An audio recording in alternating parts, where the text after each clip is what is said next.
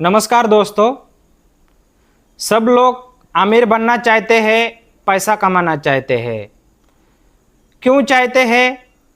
क्योंकि उनको लगता है कि जब अमीर बनेंगे, पैसा हमारे पास आ जाएगा, सुख, समाधान, शांति, आनंद, आयशो आराम हमारे कदमों में होगा। मगर ऐसा बिल्कुल नहीं है।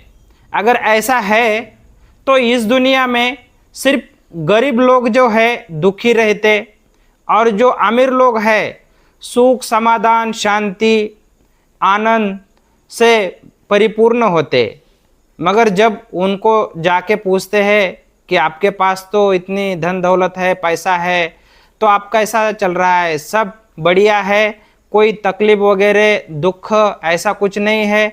मगर वो भी कहते हैं कि पैसा और इसका कोई इतना डायरेक्ट संबंध नहीं होता है।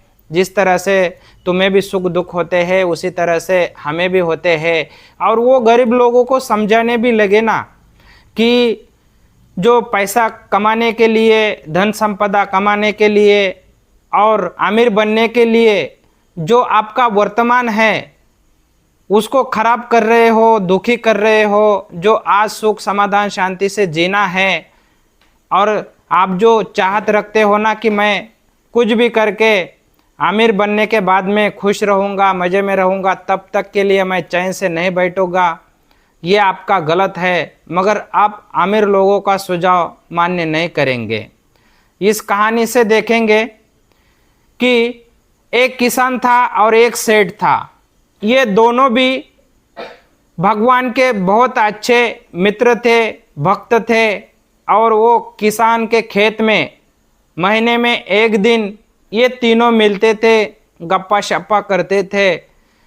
तो ऐसा चलते रहता था। और एक दिन जब इनकी मुलाकात हो गई, मुलाकात ख़त्म हो गई तीनों की, सेठ चले गए।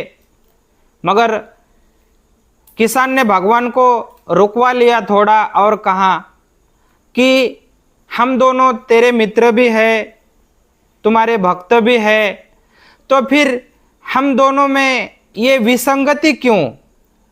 क्योंकि ईश्वर आपने सेठ जी को तो इतना सारा धन दौलत दे दिए है कि उसकी सातों पुश्ते बैठ के खाए तो भी धन खत्म नहीं हो जाएगा। और मेरे पास देख लीजिए क्या है, ठीक ठाक खा पी के चल रहा है, ऐसा मेरे पास तो कुछ भी नहीं है। मान लीजिए मैं एक महीना भर काम करूँगा तो फिर नहीं करूँगा तो मेरा गुजारा नहीं होगा, इस तरह की स्थिति है। तो आप दोनों की क्या मेरे भक्ति में कुछ कमी है? हम दोनों को आप सम्मान क्यों नहीं देते और मेरे साथ ये भेदभाव क्यों है? तो भगवान ने कहा, हे मेरे मित्र, तू मुझे बहुत करीबी है, इसलिए मैं ये बोझ तुझे नहीं देता हूँ। तो किसान ने कहा, ये धन संपदा को आप बोझ कह रहे हो? क्या धन संपदा बोझ रहती है क्या? इससे तो आयशो आराम खरीदा जा सकता है, कुछ काम करने की ज़रूरत नहीं, और फिर ये आप कह रहे हो कि बोझ नहीं देता। तो वो किसान ने कहा, कुछ भी हो, मुझे कुछ मालूम नहीं है, मैं तुम्हारा, मुझे उतना ही चाहिए। तो फिर क्या कर दिया, उस ईश्वर ने जितना सेठ जी को दिया था उतना किसान को दे दिया। अब गांव में दो आदमी अमीर हो गए, एक तो सेठ और जो दूसरे थे ये किसान, दोनों भी समान तरीके से अमीर हो गए। तो फिर अभी क्या बदलाव आ गया? सेठ तो अमीर हो गए, तो फिर जो किसान के दो बेटे थे जो काम धंधा करते थे, पहले तो उन्होंने काम धंधा छोड़ दिया। क्या करेंगे काम धंधा करके, क्योंकि अभी तो अपने पास बहुत सारी धन संपदा है, इसलिए काम छोड़ दिया। अभी उनको काम इतना ही था कि आयशो आराम करो। और फिर इस आयशो आराम में वो झगड़े भी लाने लगे, क्योंकि कैसा है, ज़्यादा पैसा होने पर आदमी थोड़ा गुर्मी में आ जाता है। इस तरह से वो भी झगड़े लाने लगे। जो उसकी बहू थी, बहू भी काम करने नहीं लगी, क्योंकि क्या काम करने का है, सब नौकर चाकर थे काम करने के लिए। उसको दो बेटियां थी, बेटियां भी अपना ससुराल छोड़ के मायके चले आ गई, क्योंकि उसको दिखता था अपने ससुराल से तो अच्छा, अपने मायके में बहुत अच्छा है हाल हवाल। तो फिर वो छोड़ के यहाँ पे आ गई। उनके उनके वो भी बहुत आइश में मज़े में रहने लगी। और जो किसान की बीवी थी वो भी अभी 11 बजे उठने लगी, क्योंकि वो भी बड़ी सेठानी हो गई थी, बहुत सारा पैसा था। तो फिर वो किसान जो है, अगर उसको चाय चाहिए तो नौकर से मांगना पड़ता था, कुछ खाने पीने के लिए चाहिए तो नौकर से मांगना पड़ता था। अब जो किसान की बेबी थी वो अपने रहन सहन, जो श्रृंगार करना या फिर कहीं घूमने जाना, इसमें ही व्यस्त रहने लगी। और सेठ जी को क्या काम था, जो खेती थी वहाँ पे भी नौकर चाकर काम करने लगे, वहाँ पे सब नौकरों के हाथ में दे दिया।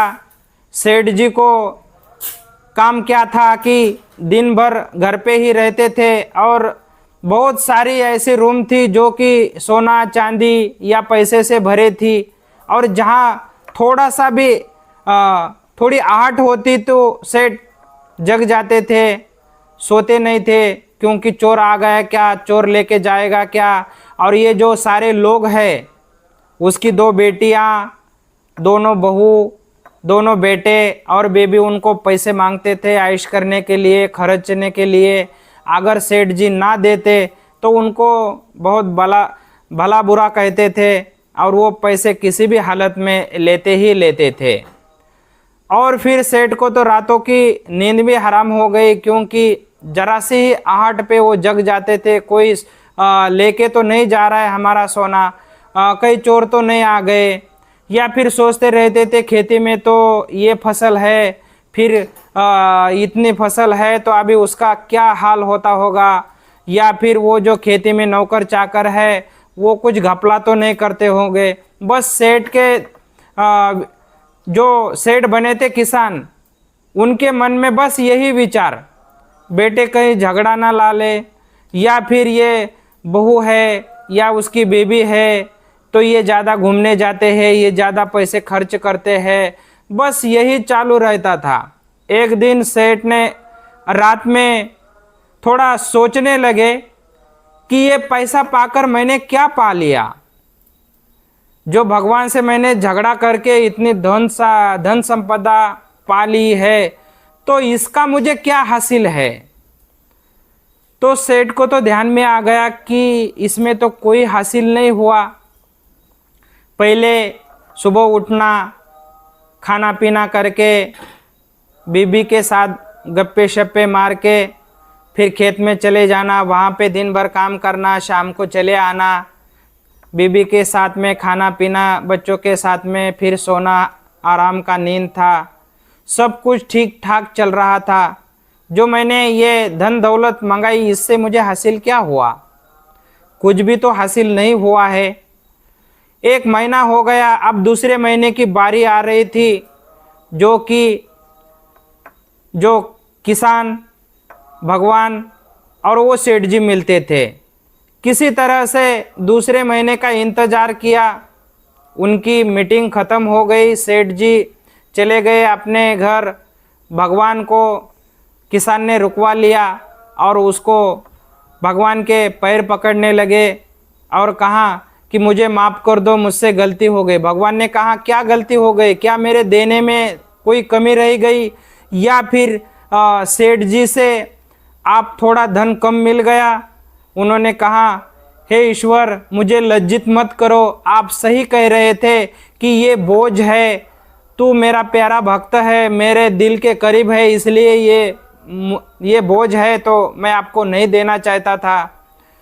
तो आप ईश्वर सही कह रहे थे, मगर मैं ही गलत था। और जब तक उस चीज़ को पाकर उसमें क्या है ये देख ना लूँ, ये मुझे भी कैसा पता चलेगा ईश्वर, क्योंकि मैं तो इंसान हूँ, मैं बुद्धिहीन हूँ, मुझे माफ़ कर दो। भगवान ने कहा भाई मैं तो दिया वाला वापस नहीं लेता। तो फिर पैर पकड़ लिए किसान ने, और जब तक नहीं ये वापस ले लेते तब तक मैं पैर ही नहीं छोड़ूंगा, ऐसा कहा। तो फिर बड़ी विनवनी करने के बाद में ईश्वर ने ये वापस ले लिया धन संपदा।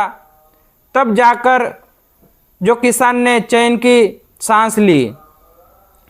तो फिर जो बच्चे थे अपने अपने काम में चले गए, क्योंकि ऐसा घर बैठ के अभी तो गुजारा नहीं होने वाला था। जो बेटियां थी वो भी अपने ससुराल चले गई, क्योंकि अभी यहाँ से अच्छा उसके ससुराल में था, तो यहाँ से रहने से अच्छा है कि मेरे ससुराल में ठीक ठाक है, तो वो चले गई। जो किसान की बेबी थी सुबह जल्दी उठने लगी, क्योंकि कहीं उसके मालिक को जाने में देर ना हो जाए, इसलिए जल्दी से उठना, चाय पानी करना, उनको खाना पीना खिलाना, क्योंकि वो परिवार का पोशिंदा था, उनका ख्याल रखना उनका काम था, इसलिए वो करने लगी। और किसान भी चैन की सांस लेके खेती में आने लगे, दिन भर काम करने लगे, और फिर जो कुछ भी चलता था वो मज़े में रहने लगे। फिर मीटिंग हो गई, फिर ईश्वर आ गए, उनकी मुलाकात हो गई। ईश्वर ने कहा कुछ देना है क्या? तो मुस्कुराते हुए किसान ने कहा अगर देना है ईश्वर तो बस कृपा दृष्टि बनाए रखना। ईश्वर ने कहा भाई कोई धन संपदा नहीं चाहिए क्या? तो किसान ने कहा नहीं, मुझे माफ़ कर दो और शर्मिंदा मत करो। इस तरह से वो हर महीने मिलते थे, मगर किसान कुछ भी नहीं मांगता था, बस ईश्वर का प्यार मांगता था। तो दोस्तों ठीक इसी तरह से होता है, मगर आप यकीन नहीं करेंगे, और जब तक वो किसान की तरह आपके पास भी धन संपदा नहीं आ जाएंगी, और वो धन संपदा को लेकर क्या क्या मुसीबतें होती है वो आप नहीं झेलोगे, तब तक आप किसी का भी कहना नहीं मानोगे। बस आप पैसे के और धन संपदा के पीछे भागोगे, और जब उसको हासिल करोगे तो आप देखोगे कि मैंने क्या पाया और इसके लिए मैंने क्या खोया।